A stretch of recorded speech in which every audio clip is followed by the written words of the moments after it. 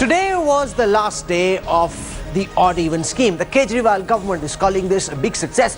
On the newsroom, like we just told you, we will get you real data at ring points across the national capital, mapping the performance of the odd-even scheme over the last fortnight. We'll compare this with the last fortnight of December, the most recent data available. Has there been a sharp fall?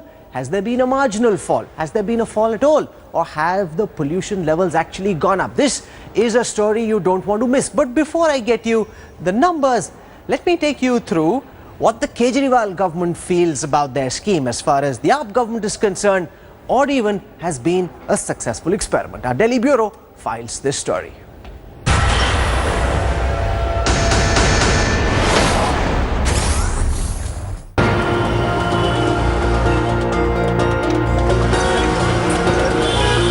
The Delhi government's car rationing formula officially coming to an end as the odd-even plan completes its 15-day trial period. Aimed at curbing the alarming levels of pollutions in the capital, anti-pollution drive was embraced by Delhiites. With the Delhi government scheme reducing the traffic congestion drastically, the anti-pollution drive received an overwhelming support. इस बहाने हम लोग थोड़ा pooling की दोस्तों के साथ, तो एटलीस्ट हमें थोड़ा अच्छा लगा कि चलो ये चीज़ होनी चाहिए सिस्टम के अंदर। तो दोस्तों से भी इंटरेक्शन रहा, पूलिंग से बहुत अच्छा बेनिफिट मिला। बच्चों के लिए, फैमिली के लिए, हमारे लिए ट्रैफिक में बहुत आराम मिला और ये बहुत अच्छी चीज़ हुई है। और हमारे सबसे बड़ी बात हेल्थ के लिए जो अच्छा हुआ है वो सबसे बेटर है। वैसे तो मैं पहले स्टार्टिंग में तो ऑड इवन के खिलाफ था, बट आई थिंक ये बेस्ट मूव है और इसको करते रहना चाहिए। लास्ट 15 डेज में मुझे नहीं लगा कि मुझे कोई problem I.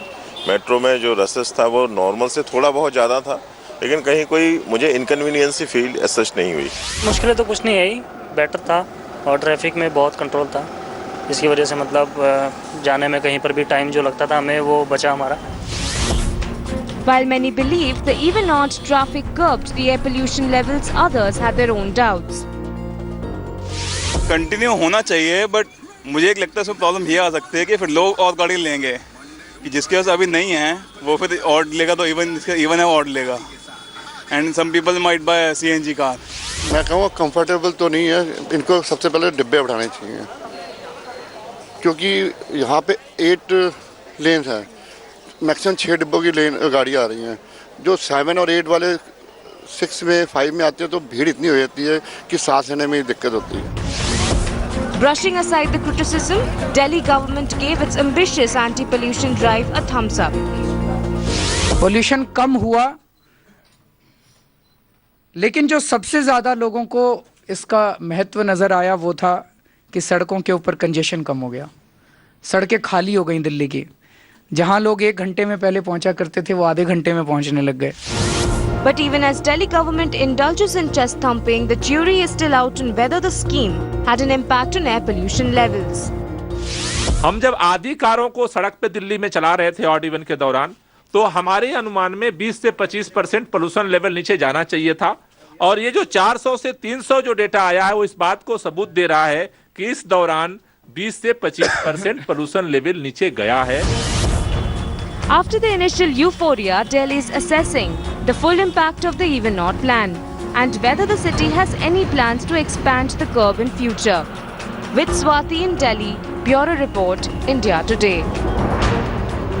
The Aam Aadmi Party government claiming it's a big success. Remember, we on the newsroom have been supporters of the odd-even scheme, saying it's a good idea by the Aam Aadmi Party government. But now is the time to look at real numbers. Has the scheme worked on the ground or not? I want to introduce now Ronak Sutaria. He's my guest on the show. He works with India Spend. India Spend is a data crunching organization that looks at a program called Breathe, where they've set up these pollution monitoring centers all across Delhi and in other cities as well, and they're looking at whether or not the pollution levels are coming up or going down. Remember, this is a big story. Ronak, welcome. I want to take you through the data that's been put together by India Spend. The first concrete numerical analysis of whether the odd-even scheme is working or not. Leave the emotions aside, leave what you think aside. Is the scheme working on the ground? Now, here's what you're looking at. I'm going to take you through several pollution monitoring centers in the capital. We're starting with Munirka. from the 20th of January to the 1st, from the 20th of December to the 1st of January, the PM 2.5, remember PM 2.5 is the key pollution metric, which is very fine particulate matter which goes straight into your lungs, considered very dangerous. We're looking at that first, was 253. From the 1st of January to the 13th of January, it was 301, up about 50 points from the previous fortnight. This is in Munirka. From here, I now come to Connaught Place. In Connaught Place, from the 20th of December to the 1st of January, PM 2.5 levels were at 248. From the 1st of January to the 13th, they are at 333. Let's now come to the India Habitat Center in South Delhi. Remember, these are famous landmarks in the capital. From the 20th of December to the 1st of January, it was 278. From the 1st of January to the 13th of January, it was 334. So remember, in all the 3 data points that we've shown you so far, there's been about a 50 points increase in the level of PM 2.5. Does that continue in other centers as well? Let's look at Nizamuddin East now, which is very close to where I stay. From the 20th of January from the 20th of December to the 1st of January, 226. From the 1st of January to the 13th, 309. So a bigger than 50 points increase. This is almost an 80 points increase. Let's look at Chanakyapuri. There again, an increase from 252 to 319. So you've seen in all the centers that I've shown you, and I'll show you Sarvodaya enclave at last, where the levels have jumped up from 275 to 310. Just hold this for a moment. In all the centers we've shown you so far, the pollution levels have actually gone up rather than coming down even marginally. Let's look at the big Delhi numbers now. The overall figures for Delhi in the last fortnight of December, it was 258, whereas in the first fortnight of January, the numbers have actually gone up to 318. A big jump according to India Spend. And I want to go across now and introduce you to our guest. Ashish Khaitan is with the Aam Aadmi Party. The Kejriwal government, of course, claiming this scheme to be a big success. With me also in the newsroom now is Nupur Sharma. Nupur Sharma is a spokesperson of the Delhi BJP. Hi Nupur, welcome. Happy Makar Sankranti to you. To you too. And Ronak, I've already introduced to you. So welcome all of you. I want first for Ronak to come in and give our viewers a sense of how this data is calculated, because we've seen the press conference by Kejriwal, we're hearing what the Aam Aadmi Party government is saying. They say it's a success. Your data seems to suggest that the situation's actually got much worse rather than getting better, Ronak.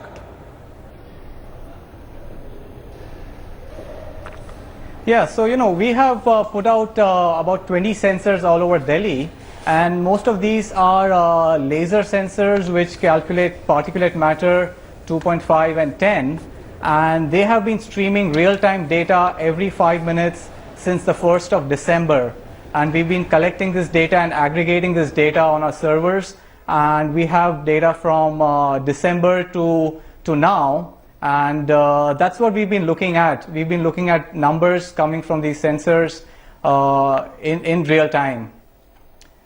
Okay, Ashish. So yeah, I mean Ashish, you've heard what the data crunchers are saying. Yeah. The Aam Aadmi Party government has been claiming it's a big success, because we are most concerned about PM 2.5 levels. That's the one that's most injurious to our health when it comes to pollution. India Spend, which is completely neutral, not affiliated to our BJP, Congress, just a bunch of data geeks. They're looking at these numbers. They're saying Delhi failed the pollution test. The odd even scheme didn't work. Okay, so without questioning the neutrality or the prejudice or the agenda of any organization, let's talk about the numbers, and the numbers that you have shown through India Spend or whatever the name of the organization is. Now, if you look at all these statistics and you look them from the perspective which you have been looking at, which is what were the PM 2.5 levels in December, between 15th of December and 1st of January, and then 1st of January and 15th of January, and then you come up with a particular figure. That's one way of looking at it, which is fine. There is another analysis, a very detailed analysis done by the EPCA, which is a statutory body set up by the Supreme Court of India under the Environment Protection Act, which has done a detailed analysis of the peak pollution levels when the odd even scheme was in force in Delhi, and the peak pollution levels when the odd even scheme was not in force this December and the previous years, and what they have concluded is that there is a drop of at least 25 to 30% in peak pollution levels. So plain vanilla reading of all these facts is one way. To put it in a context of previous years and this year and see how it is affecting and impacting the peak pollution level is another way of looking at it. Okay, you've got and a point there. I would like to tell the no, viewers one second. that look, yes, Ashish, can I go just on. make Okay, a small complete point what you're more? saying. Yes. Yeah. See, one may quibble about the percentages and different ways of interpreting this data, but let me tell you, this is nobody's case that cars emit oxygen. They emit PM 2.5, they emit sulfur dioxide, they emit NOx. These are all harmful pollutants that all cumulatively add up to the air pollution, rising levels of air pollution in Delhi. You've set the stage for this debate. This government is not focusing on car emissions alone. Okay. This is only one of the steps. You've said several things, Ashish. I've understood what you're saying. No, I've understood what you're saying. You made multiple points. One is on a philosophical level that we need to fight this battle, something needs to be done. That's important, of course. But the question also was, has the odd even scheme worked in reducing pollution levels at all? And we are doing it. Now you've made a technical point. So before I bring in Nupur, before I bring in Nupur, I want to bring Ronak in, because what the Aam Aadmi Party government has been claiming repeatedly over the last few days is that peak levels have fallen. Your data seems to suggest that the base levels have actually gone up. He's saying peak levels have fallen. Now, if I'm a viewer, I'm a bit confused. And by the Which way, one is more important? Are peak numbers more important, or are base numbers going up? No, it does have a basis on the last 15 days of December. So it does have a relation with the past, because that's how polluted the air was. Ashish, allow me to moderate this debate. Ashish, please, Ashish, I really don't like it when everybody speaks at the same time. I will give you a full opportunity to make your point. These are new sensors. So I want you to, Ashish, no, 1 second, this is not fair, just turn that fader down. Allow me to moderate this debate. You've made a point, I want Ronak to respond before Nupur comes in. I think there are multiple points being made. Rahul. So Rahul, the multiple points here is that one, the average level basically is relevant because that is what people are breathing. When you take a 1 hour average or a 4 hour average, a person at a particular place is he's exposed to the levels which are spread over an hour and several hours. So, peak levels, yes, we've seen the EPCA reports that they have referred to, but the more practical on the ground reality is what people breathe on an hourly basis, on several hours, and on a 24-hour basis. And the 24-hour and the hourly data does not show that there has been any drop. In fact, there has been a rise in the PM 2.5 levels. So the data definitely does not show that there is any improvement in air quality, has given us his which can be attributed to the odd even if I'm a citizen, policy. Now of course you can work with statistics to show what suits you, but I'm most interested in the average numbers. Now the peak numbers may have come down, but what's the average quality of the air I breathe? And there it would seem that the odd even scheme hasn't delivered the results that we would have wanted, or is it unfair to write it off? Is at least, as Ashish says, it's a step in the right direction. Cars are not emitting oxygen. It's a problem they've done something which hadn't been done so far. The point is that, the intention to control pollution is right there.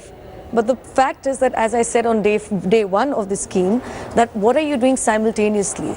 As it happens, I have read some data that transport facility pollutants are barely 7% of all, and private cars, by the way, are number 3 on that.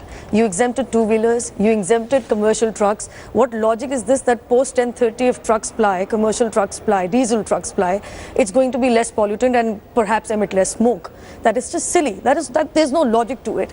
And secondly, how is it that taxi cabs are not as polluting as private cars are? I saw so many cabs on the road today. They have exemption for some reason. Why? Okay, that's a good point. But I want to ask Ashish about the point that he made, where your argument, Ashish, is that the peak levels have come down. Frankly, as a citizen, I don't care about peak levels. I'm much more interested in the average quality of the air that I breathe day after day through the fortnight. And if that average is actually worsened, how does it matter whether the peak levels have come down or not? If you look at it from this perspective, the scheme hasn't worked. Why don't you admit it? So first of all, Rahul, I would like to tell you what all the data that you are quoting may be correct. But let me tell you one thing. These are new sensors that you have set up. These sensors were not there in 14. These sensors were not there in 13. These sensors were not there in 12. So there is no historical correlation. But we're not saying that there is a historical correlation, Ashish. We're not comparing with 13, 14. We're comparing with the last 15 days of December. Let me complete. We're just comparing with the last 15 days of December. Let me complete, Rahul. Rahul, let me complete. As you were taking great affront when I was speaking over you, I am also taking great affront when you are speaking over me. So you made a point. Let me just give you a proper reply in perspective. First of all, Rahul, the weather conditions in December were different. The weather conditions in January were different. Look, we cannot tell the weather gods that look, now you turn on the wind, you turn off the moisture, you turn on the sun, you turn off the western disturbances. These things are not in our hand. What is in our hand, we are doing it in extremely hostile weather conditions. When the elements of nature were completely against it, we are fighting air pollution. It may not be the case that if you do a ball-by-ball commentary, in comparison to December, you may not see the desired results.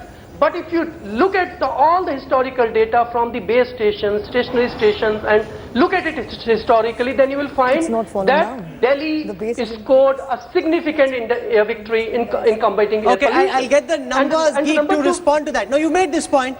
Let Ronak respond, because Ashish makes an important counter where he says the weather conditions in December are not comparable with the weather conditions in January. Therefore, what we're trying to do is an unfair comparison. Yeah, so I'll answer the questions. I think he mentioned about the sensors they being new, and I think the core point over there is that we've been putting these sensors next to the DPCC sensors, and we've been looking at the data. We've also and these are sensors which are being used globally. These are not sensors which have been homegrown. These are sensors which are available globally. They've been used by agencies like AQICN, which is a global agency which has been monitoring pollution levels in Beijing and Hong Kong and all over the world. And these are sensors which are fairly standard, which are available off the shelf. The innovation that we've brought in is that we've been streaming this data real time. We've been looking at this data several times a day. And we've been comparing this data with the DPCC data, with the US Embassy data. How do you respond to his argument about weather? He says you can't compare the last 15 days of December with the last 15 days of the first 15 days of January. The weather, fair enough. So I can answer that. The fact remains that I would like to know how much do the sensors cost? These sensors have been put together. They've taken several months. So no, how does it matter, Ashish? How much does the sensors cost? I just have one question. Because there is a lot of the cost is not irrelevant. I just have one question. They are far more sophisticated and cutting edge. No, come on, Ashish. Technology is such that if you have a phone, once again. No, I can't have everyone speaking at the same time. Turn those faders down. The reality is that you have a Samsung phone which costs much less than an iPhone. If they do the same work equally well, then the cost doesn't matter. Nupur wants to make a point. This defies logic. So you're saying that pollution came down 25-30%, and then you're saying you can't compare December to January. So pollution came down 25-30% from what? Based on what? So what are you comparing your decreased pollution to? Okay. So this is, there's a lot of chest thumping. I think that needs to stop. Hot debate. We've looked at numbers for PM 2.5. I want to look now at numbers for PM10. That's the other pollution metric that's looked at very carefully by those who are looking to judge whether or not something is working. So let's look now at India spent data for PM10 pollution metric and see whether that's improving or not. I start with Munirka. We've seen so far with PM 2.5, the pollution levels have actually gone up, not come down. This is the last fortnight of December, which was 373 in Munirka. In the first fortnight of January, it actually went up to 443. After Munirka, let's now come to Connaught Place. In Connaught Place, the number for PM 2.5 jumped up from 349 to 481. That's a big jump, almost 140 points. At the India Habitat Center, it went up from 394 to 480. That's almost a 80-point increase.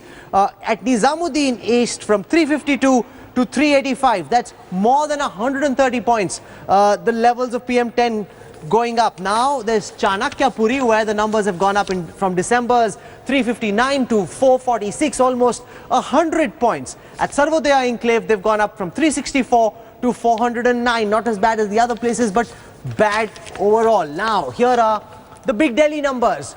From 367, PM10 levels have actually gone up to 457. That's 90 points up over the last fortnight of December. Ronak, explain first, because you know a lot of people don't know the difference between PM10 and PM2.5. What is the difference? Why are the PM10 numbers going up even more than the PM2.5 numbers? So, yeah, you know, the PM2.5 is the very fine particles. These are known as small or fine particles. They vary. They are from the sizes of 0.3 micrograms per, the concentration varies from 0.3 micrograms per meter cube to 2.5 micrograms per meter cube.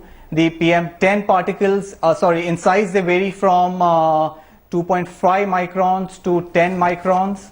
So basically the finer, the smaller the particles, the more deeper they go into the lungs and into the heart, whereas the PM10 particles are larger in size. So technically PM2.5 can have a far greater health impact and a more severe health impact.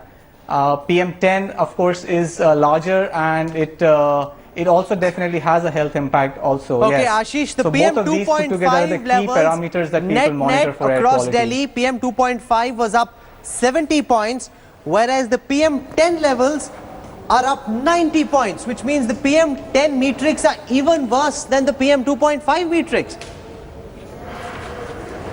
I just like to make 3 points, Rahul, here. Yes. One, you are highlighting this data taken from off-the-shelf sensors which have been which had not been there and which have been now installed by some NGO or what private profit company, for-profit company India spent. And you are doing a plain vanilla reading of all these statistics. This is not the scientific way of looking at it. Number one. Number two, IIT Kanpur report, which is a very authoritative and a comprehensive report commissioned and carried out over a period of 2.5 years. What does it say? It says that among several things that one has to do to contain air pollution, we have to do road rationing, we have to do traffic management, and we have to regulate the usage of private cars, right? Which we have done. Number three, apart from this, we are doing a range of things, like we have shut down the 4 units of Badarpur thermal power plant. We have shut down Rajghat power plant. What would have been the air pollution scenario if we had not taken all these steps? Okay, that's an important point. Had we not taken all these steps, then we don't have the statistics. Ashish has got a good point. He says if we hadn't made this effort, if there hadn't been so much awareness and discussion about pollution, the situation could have been much worse.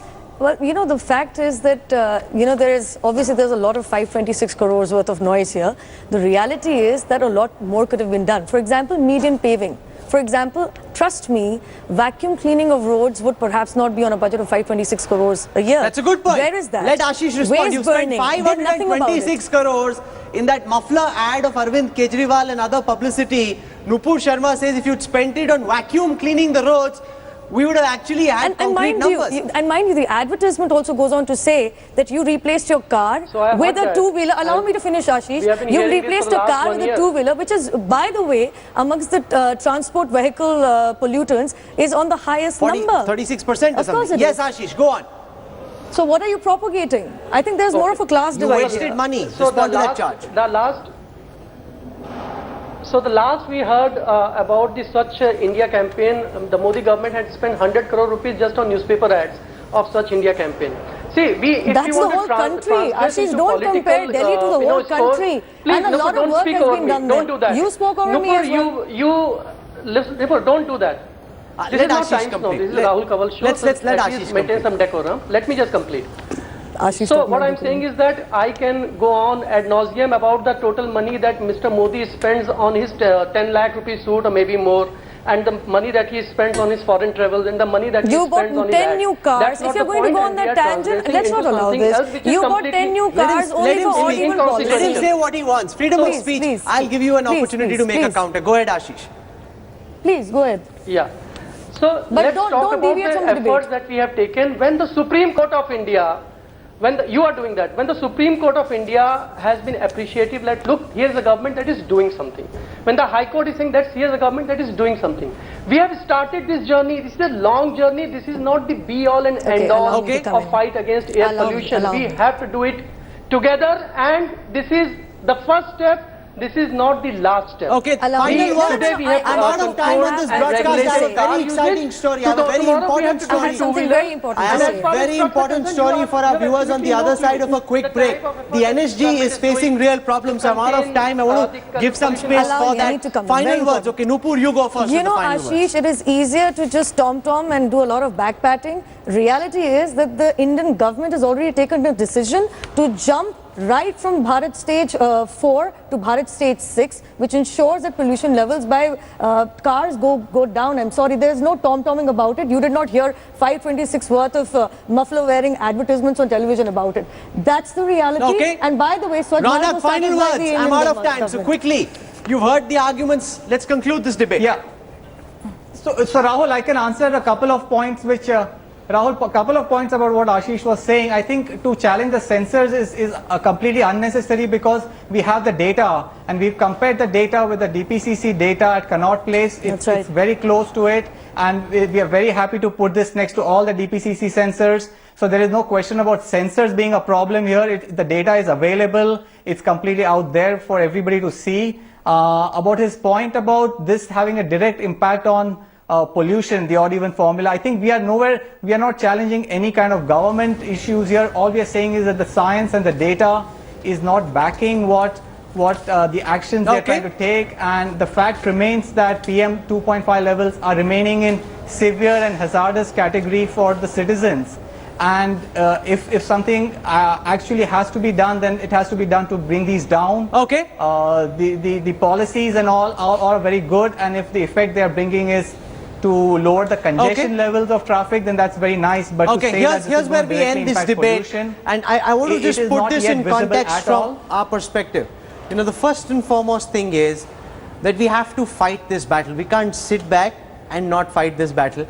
Every step that we take in battling pollution is a good step.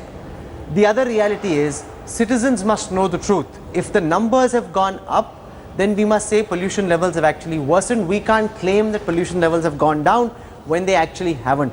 Thirdly, to suggest that peak numbers have come down is actually just to clutch at straws, because people are more interested in average numbers. The average quality of the air that you breathe needs to improve. If that hasn't improved, then it really isn't making a difference. We're still living in a gas chamber.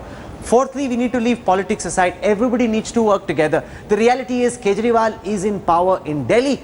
Everybody needs to work with him to ensure that we clean up the air. Otherwise, all of us are just breathing poison. And I hope we can work in a constructive atmosphere and take this forward. Nupur, thank you very much for joining me on the newsroom. Ashish Khaitan, we disagree with several of the points that you've said, but I'm glad that at least an effort has been made. That's important, because so far we were just sitting back and not doing very much.